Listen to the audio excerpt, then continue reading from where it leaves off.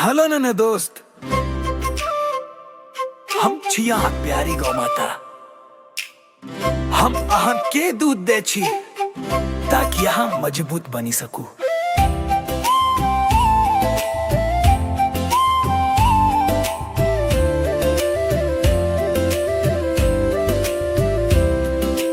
उच्चर उच्चर हम रंग, बच्चा खेले थमर संग। माथ पर सुंदर सिंग अच्छी, गला में घंटी टुन टुन अच्छी। गौ माता प्यारी गौ माता, शक्ति दे वाली हमर विधाता।